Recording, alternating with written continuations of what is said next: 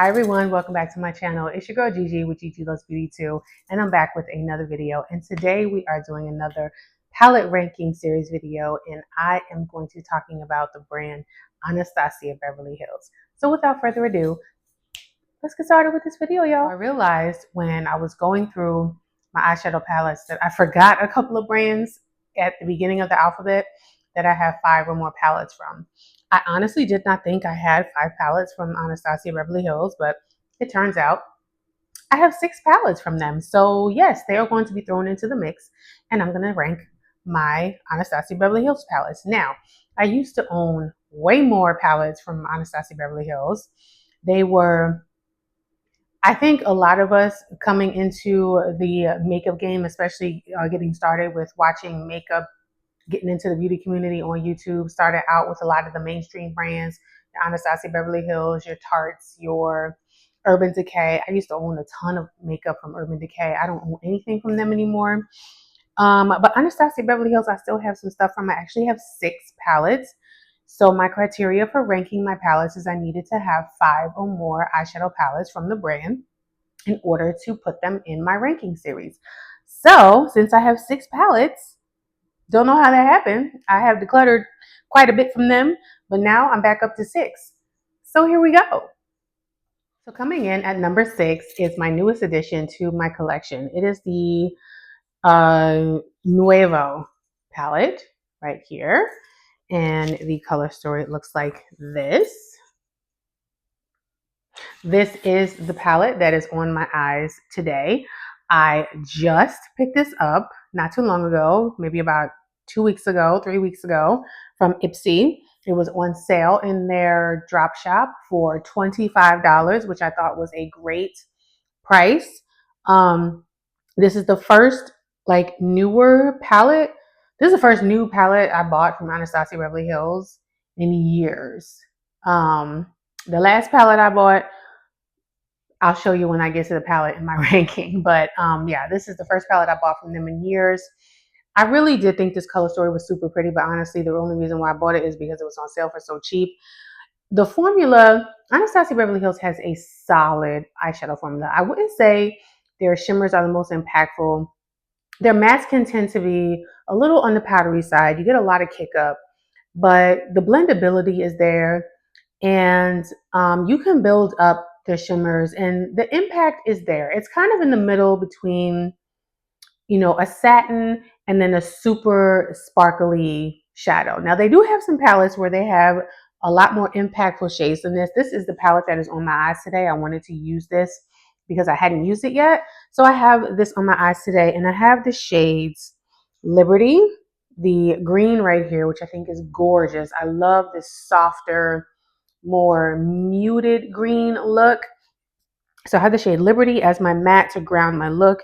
And then I went in with the shade Floor to blend out the brow bone. I have the shade Hope on the lid, also followed by the shade Wings right there on the lid. And then I just use one of my highlighters as an inner corner highlight. So yeah, it's a beautiful palette. I do love the packaging. I'm kind of sad that they don't include the brushes anymore because I still have the dual-ended brushes that they used to include with all of their old school palettes. And I love those brushes. I especially love the fluffy side for my bronzing my nose. That's what I use those for. But yeah, this palette is coming in at last place at number 6. Coming in at number 5 is the Carly Bible palette. Oh, I love this palette.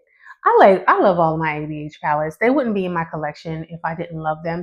I just love some more than others, and I use some more than others, but this palette is absolutely gorgeous. This is one of the old school palettes that came with the brush in it, and this is a more cool tone color story. Now, I know what you're thinking. Looking at this palette, you might not think that this is a palette for a deeper tone person like me, deeper tone woman like me. I am considered to be medium deep. But all of these shades do show up on me. I will say though that this shade right here is the taupe shade. This is really gray. But the other shades show up pretty true to color. And some of my favorite shades are this one right here called Moo. And then this one right here. Like all the intense, more intense sparkly shades are more of my favorites. I also love the shade OA right here, that like cooler, like blue blurple type shade. This palette is very wearable. This shade right here is absolutely stunning. I've worn this shade before multiple times, and many people were like, "What are you wearing?" And I was like, "The Carly Bible," and they were like, "What? That shade is that pigmented?" And I'm like, "Yes, ma'am." Again, their mattes are pigmented, they blend easily, but they do have a crap ton of fallout. So, a crap ton of kick up in the pan. Let me rephrase that. But that doesn't bother me. I always do my eyeshadow first. So, kick up and fallout doesn't bother me at all. But yeah, that's my number 5 palette. This was a gift from a coworker a few years ago, and I love this palette, and it survived my mini declutter series. So this is number 5. Coming in at number 4 is the Sultry palette, limited edition palette. I wish this wasn't limited edition. I really wish that they would bring this back because this is such a stunning, stunning, stunning palette. I'm gonna flip it all the way back now so that the mirror doesn't bother you, but their traditional, one of their traditional 14 shade palettes that had the brush in it. This palette is so stunning. It's perfect for the holidays. One of my favorite shades is this shade right here called Cyborg. It's more of a warmer silver. But I mean, every shade in here is fabulous. I've used every shade in here. It's gorgeous. This is just a beautiful, beautiful palette. I used to own the Soft Glam palette, but I decluttered that one and I kept this one because I felt like this was more impactful in my humble opinion. Because if you know me and you know my eyeshadow taste, I like shadows that are impactful. So yeah, this is number 4. I love this palette. The packaging is stunning. Unless these shades grow mold on them, I ain't getting rid of it. Coming in at number 3, you might be surprised by this, but it is a Subculture palette. I know this palette has so much controversy when it came out some years ago. I wasn't even aware of all the controversy when I picked it up, but to me, oh, I love this color story. This color story screams fall and grungy. It's mostly matte. There's only 1, 2, 3 shimmers in here, but I have plenty of other shimmer companion palettes that I can pair with this. And that, I think that's what I love the most about this palette, is all of the beautiful different grungy mattes in here. And I have, you know, single shadows and special shadows and shimmer palettes that I can pair with this. So this being heavily matte does not bother me at all. It's just gorgeous. It's just grungy goodness, and I love it. I don't care what nobody says. You can pry this palette from my cold dead hands.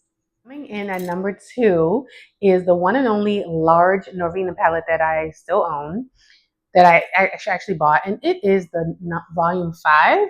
Yeah, this is the volume 5 Pro Pigment. And if you know me, you know why I picked this up. It is the quintessential, hands down, the best purple palette that I own in my entire collection. It has your bright purples, your mid-tone purples. It even has some deeper mauve purples on this side that you can do everyday looks with. It has a pressed glitter in it. Again, as I've said in other videos, some people don't like pressed glitter. I don't mind it. I actually enjoy it. It's just stunning. If you are a purple lover, this is the perfect purple palette. But there is one more Anastasia palette that I love even more than this one. But this is number 2. I absolutely love it. I will never get rid of it, like I said, unless it grows mold and I can't use it on my eyes anymore. I probably will still keep it. I'll just tape over the mold and just keep it for collector's purposes because I love this palette. This is the only big Norvina palette that I purchased. The other color stories didn't really appeal to me. This is just fabulous. It's just fabulous, and I love it. I love it. And that's all I have to say. Coming in at number 1, this is probably multiple people's number 1 palette, and I'm so sad that it's not available anymore. Listen, ABH, y'all need to bring this palette back, revamp it, okay? The ABH Jackie Aina palette. Oh my God, this is the best palette they ever released, hands down. Hands down, this is the best palette they have ever released. From the packaging to the color story. Like, this palette broke the internet for all the right reasons. Like, oh my God. Like the deeper skin girlies, we lost our minds over this palette because of how saturated the colors are. Now, I think that multiple people from multiple different skin tones can use this palette. If you have a fairer skin tone, I just feel like you have to be a little bit more careful about how you use this palette. But for my brown skin girlies, this is our holy grail ABH palette. It has that same dependable ABH formula. Again, the mattes, they blend really nicely. Do they have kick up in the pan? Yes. Is there fallout? Yes. But I don't care. This is the best palette that they ever made, and they really need to bring this back. So that is my number one ABH palette. Before I go really quickly, I do want to share the lip combo that I'm wearing because I do have some ABH products on my lips. I used to own, like I said in the beginning of the video, I used to own way more, not only eyeshadow, but I used to own way more products in general from ABH. I have decluttered some of them over the years just because either they got old or they just didn't appeal to me anymore and I wasn't using them.